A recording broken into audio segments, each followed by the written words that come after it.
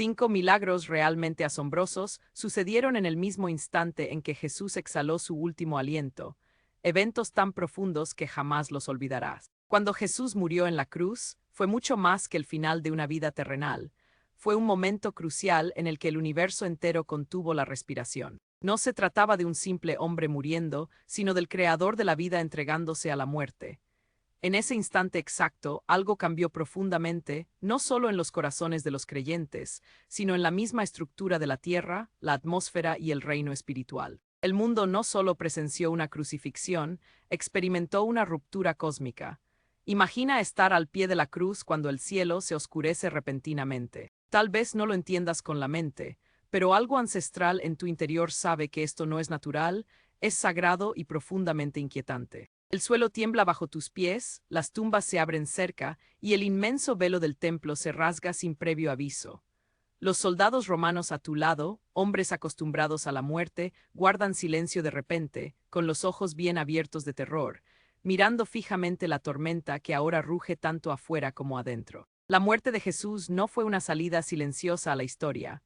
Fue un terremoto divino, una explosión espiritual que rompió barreras, agitó los cielos y aterrorizó incluso a los corazones más duros. Algo sucedió ese día que el mundo no pudo explicar y aún no puede. La Biblia documenta 5 eventos específicos que ocurrieron inmediatamente después de la muerte de Jesús, y cada uno de ellos no solo fue sobrenatural, sino también profundamente simbólico, espiritual e inquietante. Esto no es solo historia, se trata de poder. Dios estaba hablando y la cruz estaba sacudiendo todo lo que podía ser sacudido: la tierra, el templo, las tumbas, los corazones humanos e incluso la oscuridad misma. Nos queda una pregunta crucial. Si la propia tierra reaccionó a la muerte de Jesús, ¿por qué nosotros respondemos tan a menudo con silencio? Quédate conmigo porque lo que estás a punto de escuchar no es simplemente aterrador, es sagrado. Primero, la tierra tembló violentamente. ¿Fue esto una señal de la ira de Dios o de su luto? En el preciso momento en que Jesús entregó su espíritu, la tierra misma respondió, no con un susurro o una brisa, sino con un violento temblor que partió las rocas y sacudió el suelo bajo los pies de cada alma cerca del Gólgota. Como dice Mateo 27:51, en ese momento la cortina del templo se rasgó en dos de arriba a abajo, la tierra tembló y las rocas se partieron. Esto no era un lenguaje poético ni una metáfora, era una realidad literal y física. El planeta tembló ante la muerte de su creador. Visualiza la escena. Estás de pie al pie de la cruz, el cielo inusualmente oscuro durante horas, tu estómago tenso por la inquietud. Justo cuando Jesús exhala su último y desgarrador grito, Padre, en tus manos encomiendo mi espíritu, el suelo bajo tus pies comienza a gemir. Lo que empieza como un estruendo bajo se convierte rápidamente en una violenta sacudida. La gente grita, los caballos entran en pánico y los soldados romanos, entrenados para la guerra, retroceden confundidos, su bravuconería se desvanece de repente. La tierra está temblando de forma generalizada e innegable, no solo en un pequeño rincón de la ciudad. Este no fue un terremoto casual o una coincidencia de placas tectónicas. Fue la creación respondiendo a su creador, el gemido de un mundo que acababa de presenciar la muerte de aquel a través de quien todas las cosas fueron hechas. Era como si las propias rocas no pudieran soportar el peso de lo que acababa de ocurrir y clamaran en protesta. A lo largo de la Biblia, los terremotos nunca son eventos accidentales. A menudo son manifestaciones divinas de la presencia, el juicio o la gloria de Dios. Cuando Moisés se encontró con Dios en el monte Sinaí, el monte tembló. Cuando Elías escuchó la voz del Señor, vino después de un terremoto. Cuando Dios se movía, la tierra temblaba, así que no es de extrañar que cuando Jesús, la representación exacta del ser de Dios, murió, la tierra reaccionara con santo terror. ¿Fue este temblor un signo de la ira de Dios o de su dolor? Quizás fue ambas cosas. Por un lado, fue un juicio sobre el pecado, la muerte y las fuerzas de la oscuridad que pensaron que habían ganado. Por otro, fue un profundo dolor porque el único ser perfecto que caminó por esta tierra fue clavado en un madero. Un luto porque la humanidad había rechazado la misericordia en la carne y había elegido crucificar al amor mismo. El mundo gimió porque algo eterno acababa de ser destrozado. El terremoto no fue meramente geológico, fue espiritual. Los teólogos a menudo ven este temblor como el inicio de un nuevo pacto. Hebreos 12:26-27 se refiere a la promesa de Dios de sacudir no solo la tierra, sino también los cielos, para eliminar lo que es temporal y que lo inquebrantable pueda permanecer. Cuando Jesús murió, los viejos sistemas, los templos, los sacrificios y la separación fueron sacudidos. El suelo se abrió bajo el peso de la religión y el ritual, abriendo el camino para que la gracia se levantara. Este evento es más que histórico, es personal. Si incluso el suelo bajo nuestros pies reaccionó a la muerte de Jesús, ¿cómo pueden nuestros corazones permanecer indiferentes? Cuando la tierra misma tembló y las rocas se partieron, cuando toda la creación gimió bajo el peso de este momento divino, no fue solo una señal del final, sino el inicio de algo eterno, una nueva realidad, una puerta abierta entre el cielo y la tierra. Tal vez tu propio mundo esté temblando hoy, con cosas resquebrajándose bajo ti y el suelo sintiéndose inestable. ¿Qué tal si ese temblor no es para destruirte, sino para despertarte? ¿Qué tal si Dios todavía está sacudiendo lo que puede ser sacudido para que lo eterno en ti permanezca? La tierra tembló cuando Jesús murió y sigue sacudiendo corazones hoy. Permítele que sacuda el tuyo hasta que solo quede una fe inquebrantable. Segundo, el velo del templo se rasgó, el cielo se abrió y el miedo entró. En el mismo momento en que la tierra tembló y las rocas se partieron, algo ocurrió en el corazón de Jerusalén que fue quizás aún más aterrador para los líderes religiosos que cualquier terremoto. Mateo 27, 51 continúa, el velo del templo se rasgó en dos de arriba a abajo.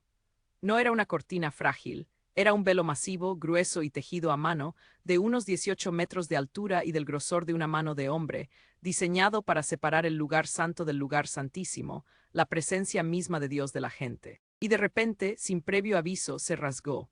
No de abajo, donde las manos humanas podrían haberlo alcanzado, sino de arriba a abajo, del cielo a la tierra. Era como si la mano invisible de Dios mismo hubiera bajado y rasgado la barrera que había estado entre él y la humanidad durante siglos. Nadie se atrevía a ir detrás de ese velo excepto el sumo sacerdote, una vez al año y solo con sangre.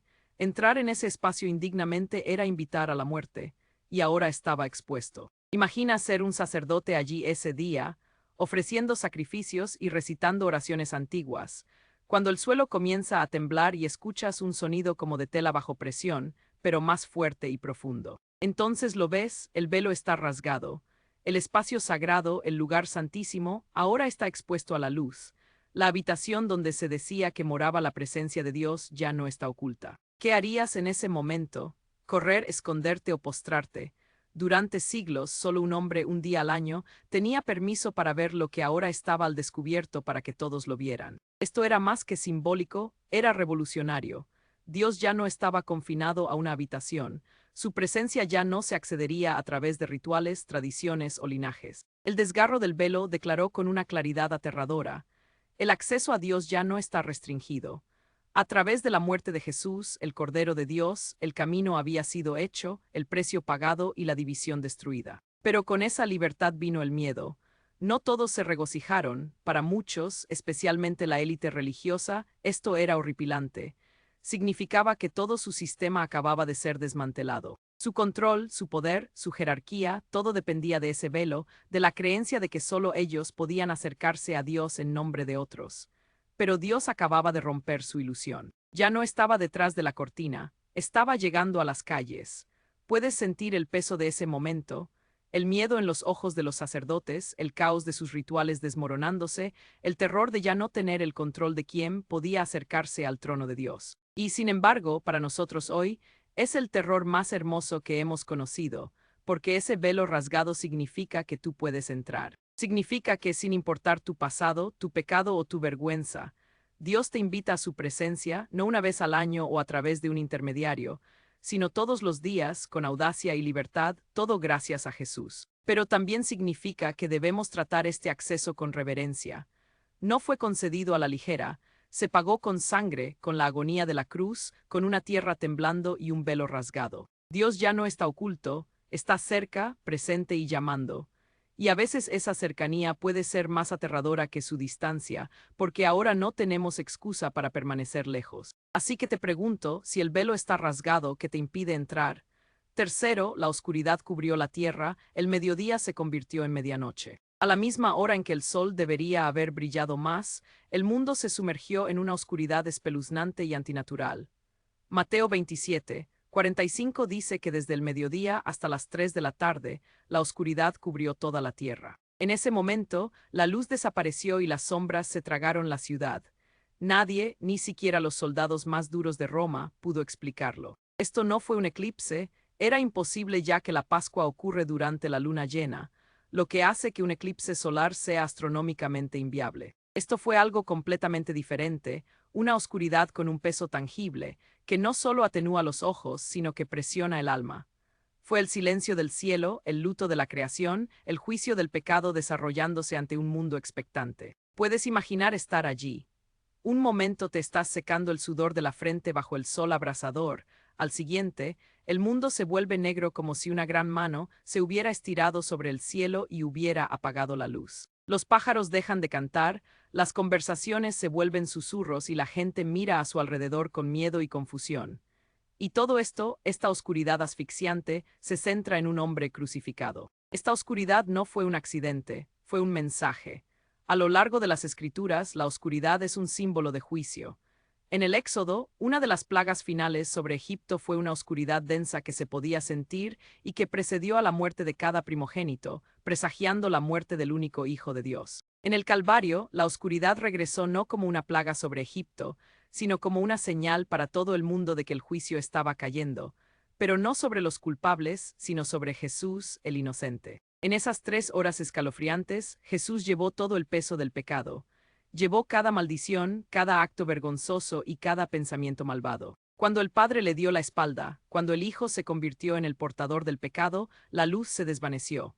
El mundo estaba presenciando, quizás por primera vez, cómo se ve un planeta sin la presencia de Dios. Por eso Jesús clamó cerca del final de la oscuridad, Dios mío, ¿por qué me has abandonado?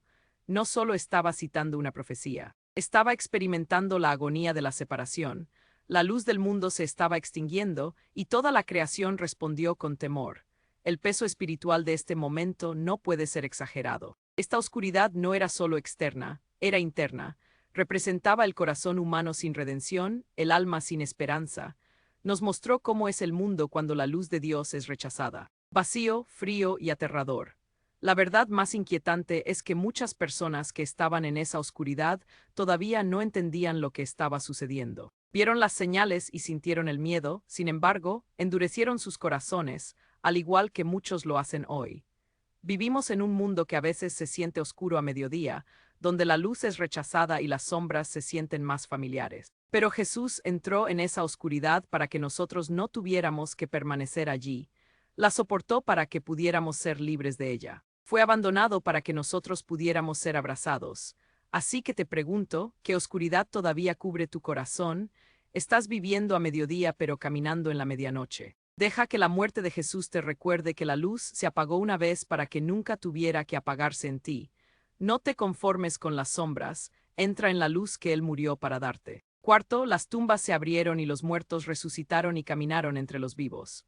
Como si el terremoto, el cielo oscuro y el velo rasgado no fueran suficientes, Mateo 27, 52-53 relata uno de los momentos más impactantes y escalofriantes de todo el relato de la crucifixión. Dice, las tumbas se abrieron y los cuerpos de muchas personas santas que habían muerto resucitaron. Salieron de las tumbas después de la resurrección de Jesús y entraron en la ciudad santa y se aparecieron a muchas personas. Simplemente deja que eso te penetre. En el momento en que Jesús murió, no solo la naturaleza reaccionó, sino que la muerte misma comenzó a desmoronarse. Esto no era una metáfora ni un sueño. Tumbas reales y selladas se abrieron, y los muertos en su interior fueron despertados. Hombres y mujeres santos de antaño, aquellos que habían confiado en Dios y esperado sus promesas, se levantaron de sus lugares de descanso. Sus cuerpos, una vez fríos e inanimados, se llenaron de aliento y luz y luego caminaron.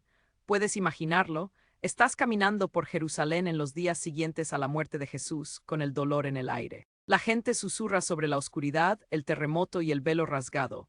Y de repente ves a alguien a quien enteraste hace años, vivo, de pie, caminando y hablando, quizás incluso brillando con un resplandor celestial. El asombro silenciaría tu lengua y el miedo te oprimiría el pecho.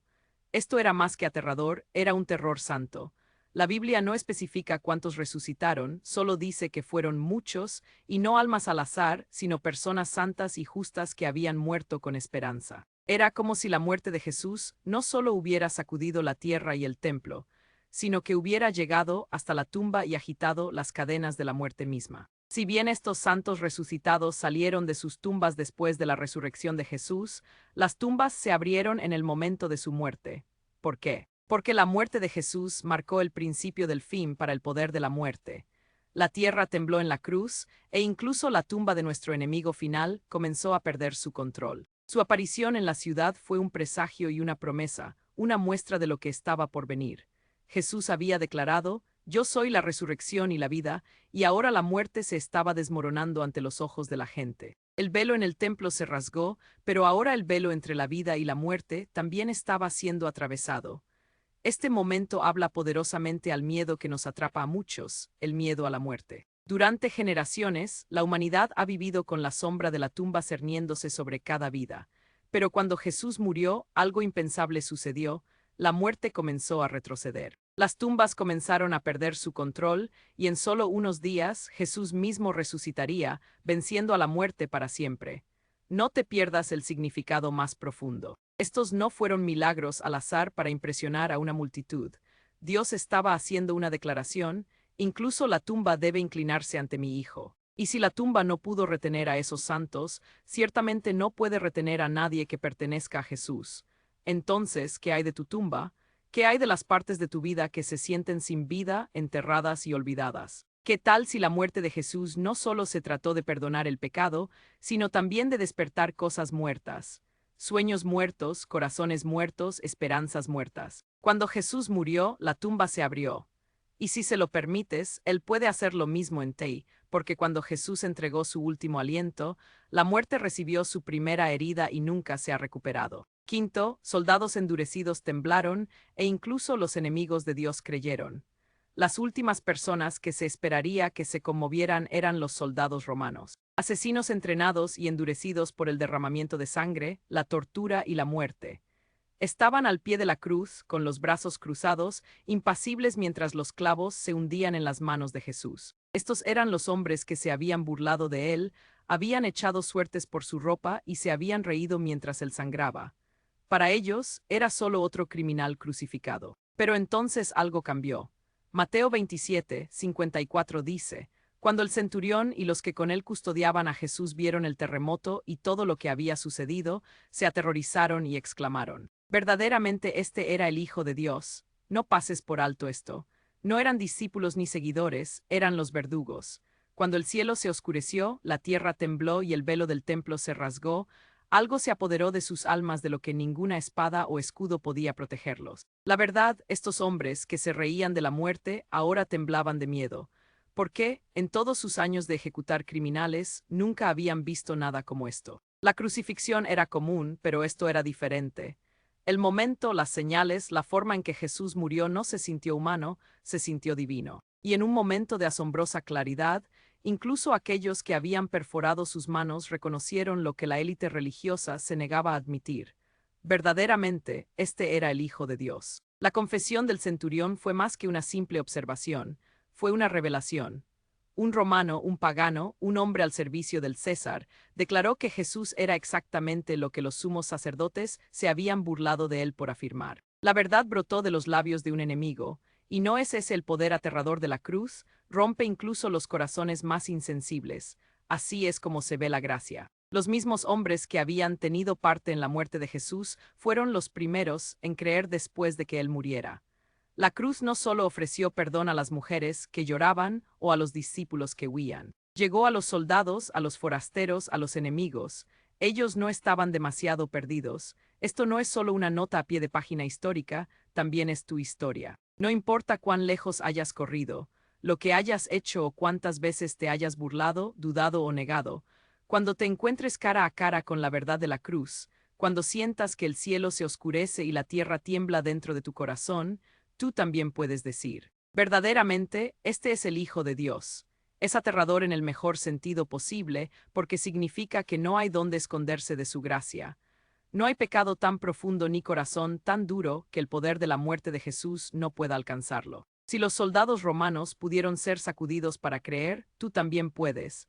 Quizás has estado al pie de esa cruz durante años, escuchando la historia una y otra vez. Tal vez la has ignorado o te has vuelto insensible a ella, pero mira de nuevo, Escucha el silencio después de su último aliento, siente el temblor en el aire, escucha el susurro en tu alma. Este no era un hombre ordinario, este era el Hijo de Dios. La única pregunta que queda es, ¿qué harás con esa verdad?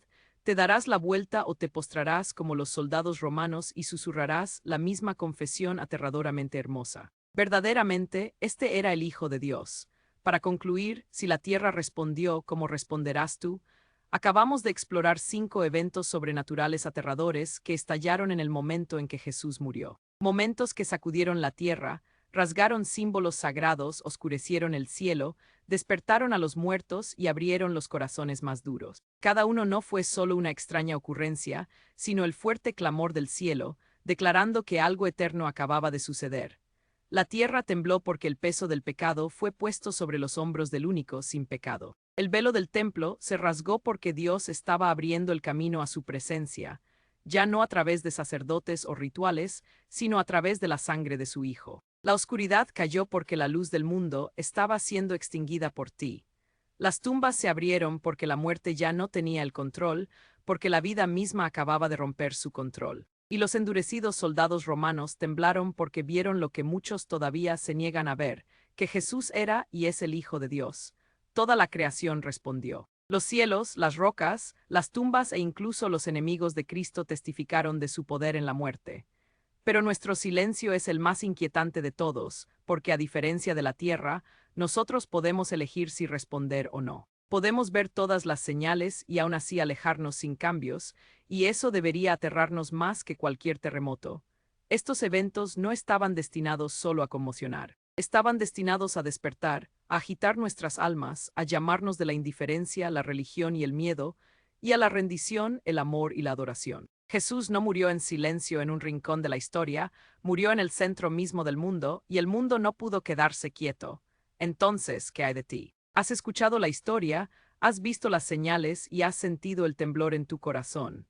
¿Seguirás fingiendo que es solo otra historia o te postrarás como los soldados romanos y finalmente dirás: verdaderamente, este era el Hijo de Dios? Porque aquí está la verdad. En el momento en que Jesús murió, todo cambió. La única pregunta que queda ahora es: ¿ha cambiado en ti?